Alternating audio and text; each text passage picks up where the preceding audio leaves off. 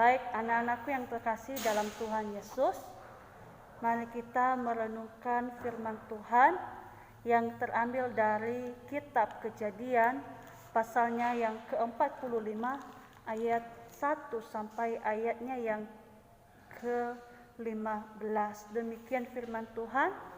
Yusuf memperkenalkan dirinya kepada saudara-saudaranya. Ketika itu Yusuf tidak dapat menahan hatinya lagi di depan semua orang yang berdiri di dekatnya. Lalu berserulah ia, "Suruhlah keluar semua orang dari sini." Maka tidak ada seorang pun yang tinggal di situ bersama-sama Yusuf ketika ia memperkenalkan dirinya kepada saudara-saudaranya. Setelah itu menangislah ia keras-keras sehingga kedengaran kepada orang Mesir dan kepada seisi istana Firaun. Dan Yusuf berkata kepada saudara-saudaranya, "Akulah Yusuf, masih hidupkah Bapa?" Tetapi saudara-saudaranya tidak dapat menjawab sebab mereka takut dan gemetar menghadapi dia. Lalu kata Yusuf kepada saudara-saudaranya itu, "Marilah dekat-dekat." Maka mendekatlah mereka, katanya lagi, "Akulah Yusuf saudaramu yang kamu jual ke Mesir. Tetapi sekarang janganlah bersusah hati dan janganlah menyesali diri karena kamu menjual aku ke sini, sebab untuk memelihara kehidupanlah Allah menyuruh aku mendahului kamu, karena telah 2 tahun ada kelaparan dalam negeri ini, dan selama 5 tahun lagi orang tidak akan membajak atau menuai. Maka Allah telah menyuruh aku mendahului kamu untuk menjamin kelanjutan keturunanmu di bumi ini dan untuk memelihara hidupmu, sehingga sebagian besar daripadamu tergolong.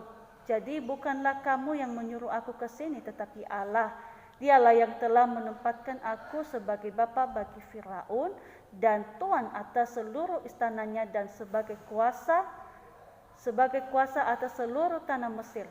Segeralah kamu kembali kepada bapa dan katakanlah kepadanya, beginilah kata Yusuf anakmu, Allah telah menempatkan aku sebagai tuan atas seluruh Mesir. Datanglah mendapatkan aku, janganlah tunggu-tunggu. Engkau akan tinggal di tanah Goshen dan akan dekat kepadaku, engkau serta anak dan cucumu, kambing domba dan lembu sapimu dan segala milikmu. Di sanalah aku memelihara engkau, sebab kelaparan ini masih ada 5 tahun lagi, supaya engkau jangan jatuh miskin bersama seisi rumahmu dan semua orang yang ikut serta dengan engkau. Dan kamu telah melihat dengan mata sendiri, dan saudaraku Benyamin juga, bahwa mulutku sendiri mengatakannya kepadamu. Sebab itu ceritakanlah kepada Bapa segala kemuliaanku di negeri Mesir ini dan segala yang telah kamu lihat. Kemudian segeralah bawa Bapa kemari." Lalu dipeluknyalah leher Benyamin adiknya itu, dan menangislah ia, dan menangis pula lah Benyamin pada bahu Yusuf.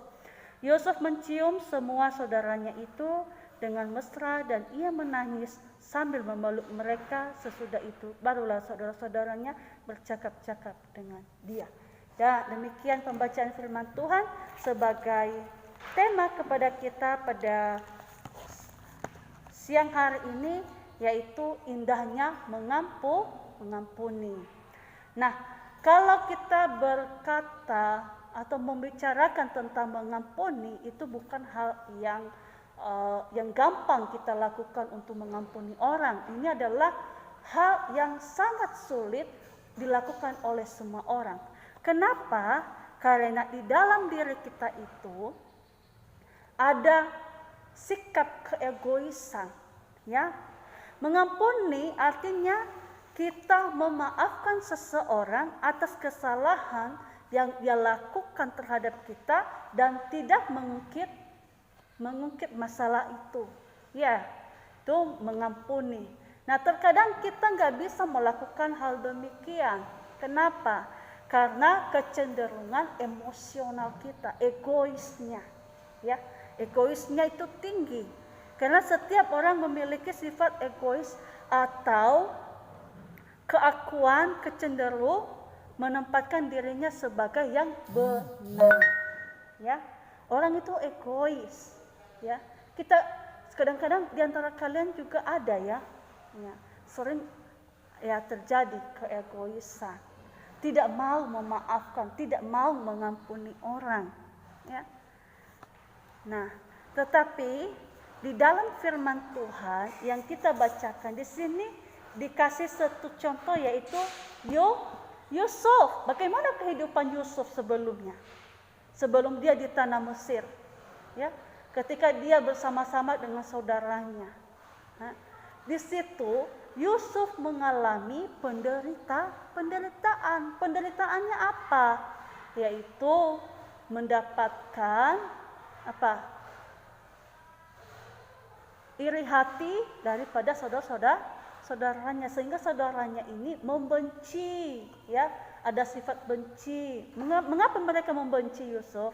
Karena Yusuf ini sering mimpi, ya, mimpinya itu dia sebagai apa, yang berkuasa, ya, makanya itu dia dibenci oleh saudara-saudaranya, dan juga dibenci saudaranya karena ayah mereka itu sangat mengasihi Yusuf. Makanya tambah bencilah saudara-saudaranya itu. Makanya dia dibuang ke dalam sumur, lalu dijual sama orang Mesir, ya, bukan orang Mesir duluannya. Nah, di sini dikatakan di sini bahwa Yusuf itu tidak mendendam, ya, tetapi dia melepaskan pengampunan. Dia mengampuni saudara-saudaranya. Di sini kita lihat bahwa ketika dia menjadi orang yang berkuasa di tanah Mesir, maka dia ketika saudaranya datang, maka mereka apa? Dia bisa mengampuni saudaranya. Dia berpelukan, mencium saudara-saudaranya. Ya, dia enggak sombong. Ya, dia enggak sombong, tapi dia tahu bahwa Allah yang menempatkan dia di Mesir. Nah, mengampuni itu bukan hal yang gampang kita lakukan, tetapi sebagai anak-anak yang percaya kepada Tuhan, maka kita harus mengampuni. Kenapa? Karena Allah lebih dulu mengampuni kita. Ya, Allah lebih dulu mengampuni kita. Makanya kita harus mengampuni orang yang berbuat salah terhadap kita. Berapa kali kita harus mengampuni? Berapa? 70 kali 7 kali, masih ada kalinya, ya. Di dalam Matius pasal 18 ayat 22, kata Yesus berkata kepadanya, "Bukan, aku berkata kepadamu, bukan sampai 7 kali, melainkan sampai 70 kali 7 kali." Artinya apa? Mengampuni itu terus menerus, tidak ada hentinya. Sampai kita mati, kita harus mengampuni. Itu artinya, ya. Nah, jadi di dalam firman Tuhan juga kita diajarkan bahwa kalau kita tidak mengampuni orang, maka Allah juga tidak mengampuni kita. Tapi kalau kita mengampuni, maka Allah juga mengampuni. Ini dikatakan dalam Matius pasalnya yang ke-6, ayatnya yang ke-14 dikatakan, "Karena jikalau kamu mengampuni kesalahan orang, Bapamu yang di surga akan mengampuni kamu juga. Tetapi jikalau kamu tidak mengampuni orang, Bapamu juga tidak akan mengampuni kesalahanmu." Jadi sebagai anak-anak, ya, mari kita melepaskan pengampunan bagi orang yang berbuat salah terhadap kita, ya. Karena mengampuni itu adalah ajaran Tuhan Yesus, ya. Kalau kamu mau diampuni, maka kamu harus melepaskan pengampunan, enggak boleh dendam, ya. Itu adalah kata Tuhan Yesus, ya. Kita harus mengampuni. Makanya dikatakan mengampuni itu adalah indah. Kalau kita mengampuni orang lain, maka kehidupan kita damai sejahtera, ya, tidak ada problem, ya. Ketika kita juga mengampuni orang, maka kehidupan kita akan terwujud sukses. Tuhan akan memberkati kehidupan kita. Oke, sekian aja firman Tuhan. Semoga firman Tuhan ini boleh menjadi berkat bagi kita semua.